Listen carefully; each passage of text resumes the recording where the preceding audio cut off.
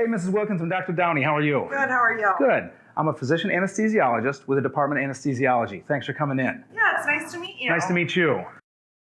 So, Mrs. Wilkins, I understand from Dr. Kumar, your obstetrician, you have some questions about anesthesia, and you want to discuss possible pain control options for your upcoming delivery. Yes, as you know, this is my first baby, so to be honest, I'm a bit nervous.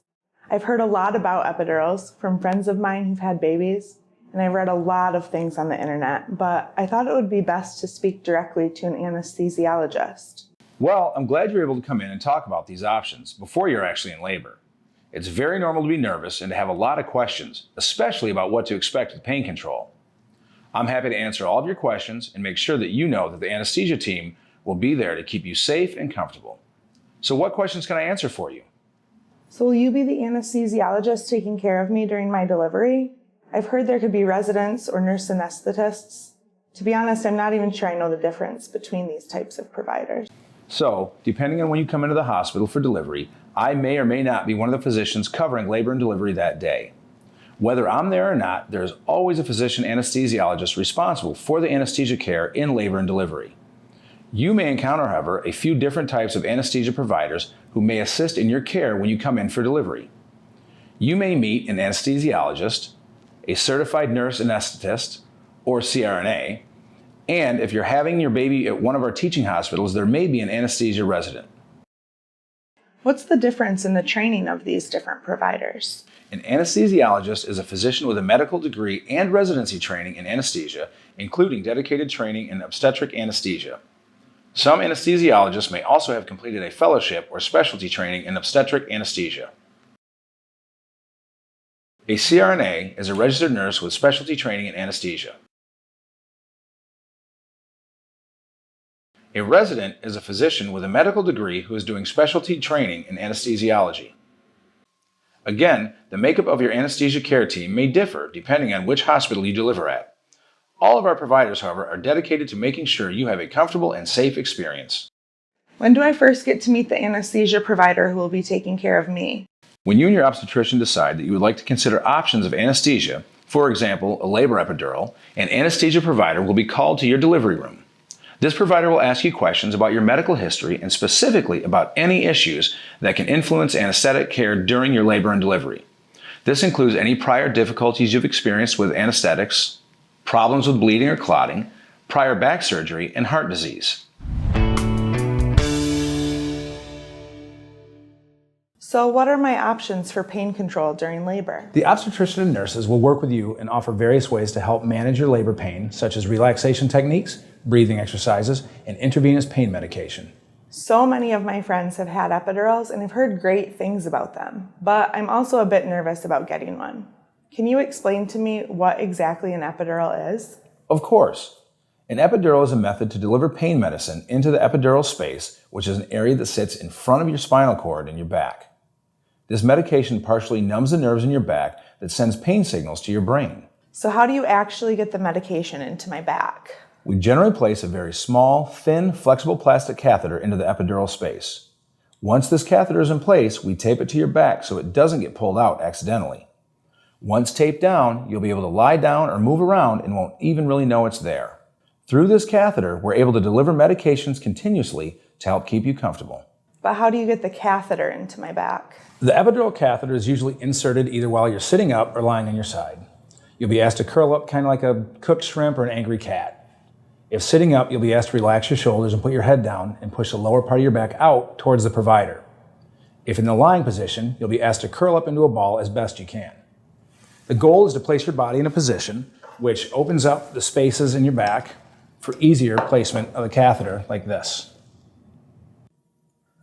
Once in position, a numbing medication is used to minimize any discomfort you may feel from the epidural needle. Once the area is numb, a needle will be used to place a thin plastic catheter in the epidural space. The needle will be removed after the catheter is in place. The small flexible catheter is taped down to hold it in place. The catheter allows your anesthesia team to inject medication into the epidural space as needed, even while you're lying on your back. Will the baby be monitored during the procedure? Yes, your labor room nurse will continuously monitor both you and your baby. The epidural medication can lower blood pressure, so we will check your blood pressure frequently. Lower blood pressure from an epidural is very common and is easy to manage. When is the best time to get an epidural? Is it ever too early or too late? Your labor nurses will work with you to monitor your pain. As your labor progresses, you and your labor team can decide when to call the anesthesia team for placement of an epidural. While it's never really too early, the only advice I would give you about waiting to the very last minute when you might be having severe pain is that 1, it may take a bit of time for the anesthesia provider to come to bedside, place the epidural, and for the medication to start working. Secondly, you generally don't want to wait to the very end when the baby is ready to be delivered to request the epidural be placed. That's great to know, Dr. Downey. Are there side effects of the epidural? The most common side effects of an epidural are nausea, itching, and a drop in blood pressure. All of these are usually easily treated. Your anesthesia team will discuss these details with you before placing the epidural. You'll be able to ask any questions or share any specific concerns at the time of placement of the epidural with the anesthesia provider. So will the epidural take away all of my pain? Will I still feel contractions? That's a very good question, Mrs. Wilkins. I think having a realistic expectation about pain control is key to being satisfied with your overall birth experience. It's important for you to understand that our goal is to minimize the pain or discomfort of the contractions, but still allow you to feel the contractions. They should feel more like pressure, but be much less painful. I would say on a scale of 1 to 10, we aim for around a 3 or 4. We certainly want to reduce discomfort, but our goal is not 0. If I'm still feeling a lot of pain, are you able to give me more medication?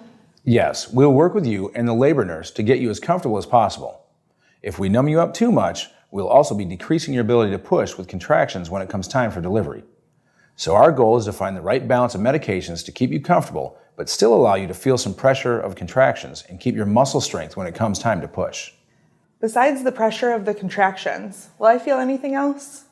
In addition to reducing the discomfort of the contractions, from your belly down, you may feel heavy, warm, and a little tingly. This is normal and to be expected.